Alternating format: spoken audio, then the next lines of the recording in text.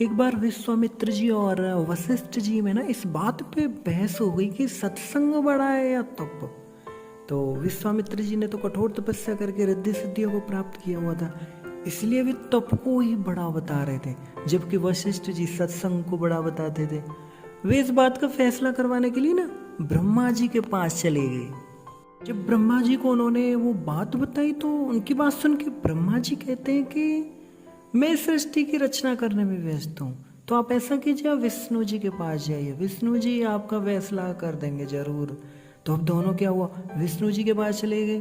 तो विष्णु जी ने सोचा यदि मैं सत्संग को बड़ा बताता हूँ तो विश्वामित्र जी नाराज हो जाएंगे, है ना, और यदि मैं तप को बड़ा बताता हूँ तो फिर वशिष्ठ जी के साथ अन्याय हो जाएगा। इसलिए उन्होंने भी ये कह के टाल दिया कि मैं भी सृष्टि का पालन करने में व्यस्त हूँ, आप ऐसा कीजिए, शंकर जी के पास चले जाइए। तो फिर क्या हुआ, दोनों शंकर जी के पास पहुंचे। शंकर जी ने भी उनसे कहा कि भाई ये मेरे बस की बात नहीं है, इसका फैसला तो शेषनाग ही कर सकते हैं। शेषनाग जी उनको कहते हैं कि कहो कैसे आना हुआ आप दोनों का रिसीवर। तो वशिष्ठ जी ने बताया कि हमारा आप फैसला कीजिए। तो विश्वामित्र जी कहने लगे कि आप हमें बताइए कि तप बड़ा है या सत्संग बड़ा है। तो फिर क्या हुआ, तो जब उन दोनों ने बताया तो शेषनाग जी कहते हैं कि देखो मैं बताता हूँ आपको, सत्संग बड़ा है कि तप। शेषनाग जी कहते हैं कि मैं अपने सिर पे पृथ्वी का भार उठाता हूँ, यदि आप में से कोई भी थोड़ी देर के लिए पृथ्वी के भार को उठा ले तो मैं आपका फैसला कर दूंगा। बंधु, तप में जो है अहंकार होता है, और विश्वामित्र जो है तपस्वी थे, उन्होंने तुरंत अहंकार में भर के ना शेषनाग जी से कहा कि पृथ्वी आप ऐसा कीजिए, मेरे ऊपर दे दीजिए।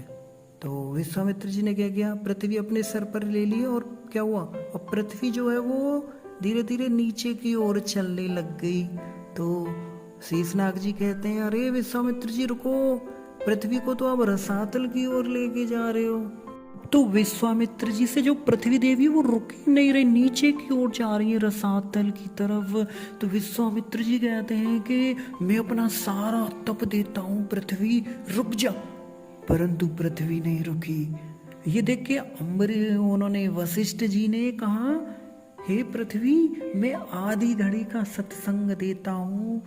क्या हुआ, पृथ्वी माता रुक गई।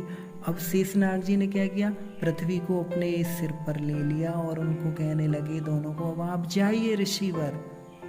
तो विश्वामित्र जी कहने लगे लेकिन हमारी बात का फैसला तो हुआ नहीं है अभी।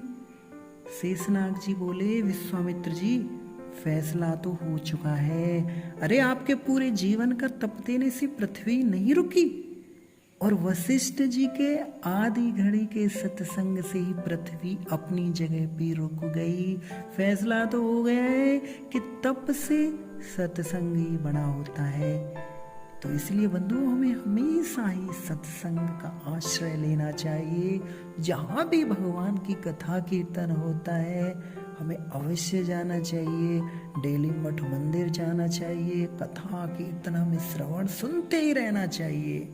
कभी भी जब भी होता हो आसपास वहाँ भी जाना चाहिए, क्योंकि सत्संग की आधी घड़ी तप के वर्ष हजार, तो भी नहीं बराबरी संतन कियो विचार।